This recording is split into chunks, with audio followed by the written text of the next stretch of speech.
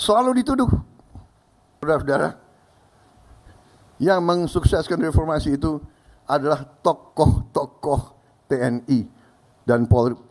ABRI. Kita lihat, kita mau take off, dihajar. Tiap kali kita mau maju, dihajar. Kerusuhan, perang saudara, pemberontakan, suku lawan suku, agama lawan agama, nggak jelas. Tapi kita sebagai jenderal, kita sebagai prajurit, kita lama-lama kita belajar. Oh, rupanya ini kita ini dari ratusan tahun diveda et impera, diveda et impera, diveda et impera, kita selalu dipecah belah, dipecah belah, dan dipecah belah. Dan karena kita dipecah belah, tidak ada, maaf, harus saya katakan, terjadi suatu kelengahan di mana elit kita kadang-kadang lupa dengan rancang bangun perjuangan pendiri-pendiri bangsa kita. Saudara-saudara kita, saudara-saudara sekalian,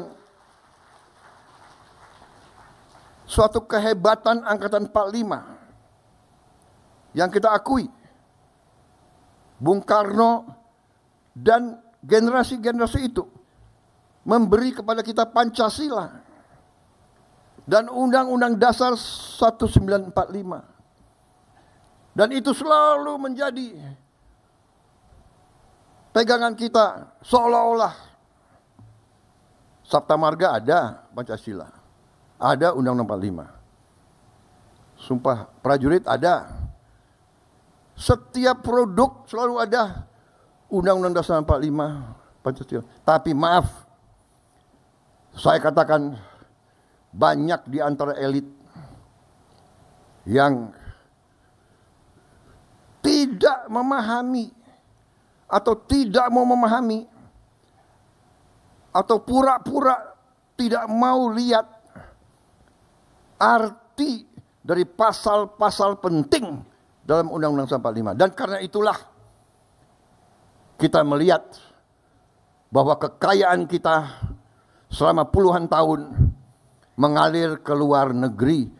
Kekayaan kita tidak tinggal di republik kita. Ini sumber masalah. Dan karena inilah saya terjun ke medan politik. Saya terjun ke medan politik karena Angkatan 45 mengajarkan kepada saya dan kepada kalian semua bahwa kita harus menyelamatkan bangsa dan rakyat dan tanah air kita. Dan mereka mengajarkan kepada kita semangat tidak mengenal menyerah. Saya tidak rela kekayaan bangsa kita tidak dinikmati oleh rakyat Indonesia. Saya tidak rela. Dan karena itu saya terjun ke politik. Kita TNI selalu dituduh bahwa kita mau jadi diktator. Selalu dituduh.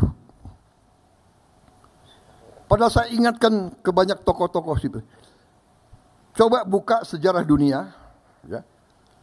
Tunjukkan contoh di mana ada sebuah tentara yang mundur dari politik, dari kekuasaan.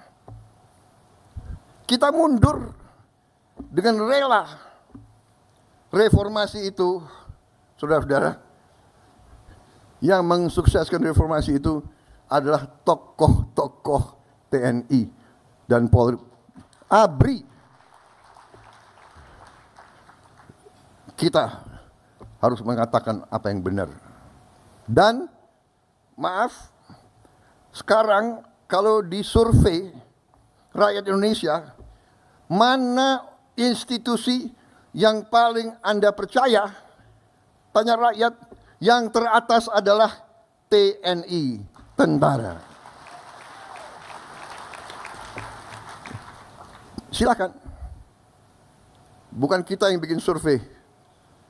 Ini survei internasional. Jadi saudara-saudara,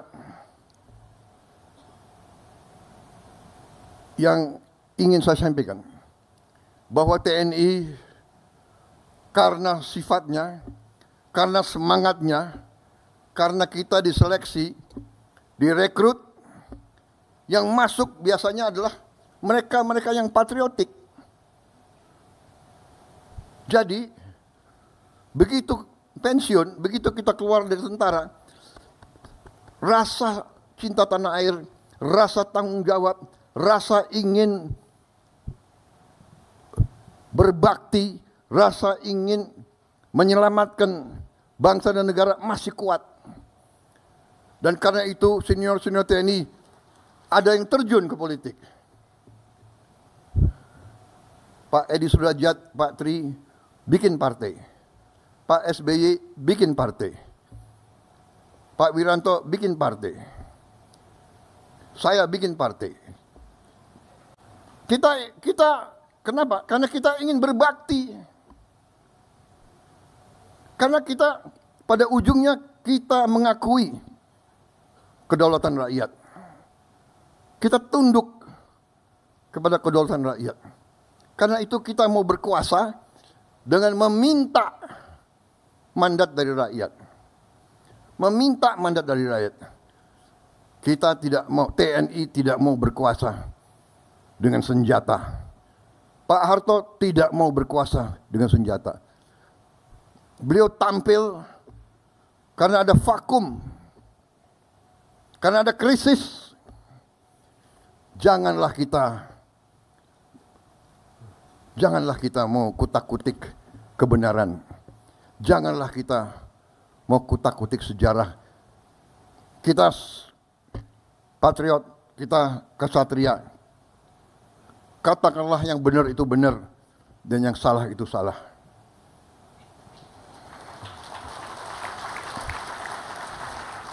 Semua pemimpin berjasa.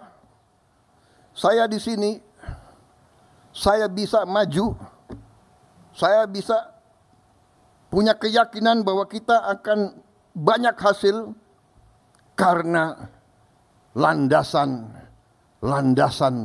yang dibangun oleh pendahulu-pendahulu sebelum saya. Kita harus akui itu. Nggak mungkin kita membangun dalam 5 tahun, dalam 10 tahun. Tidak ada negara yang dibangun dalam 10 tahun.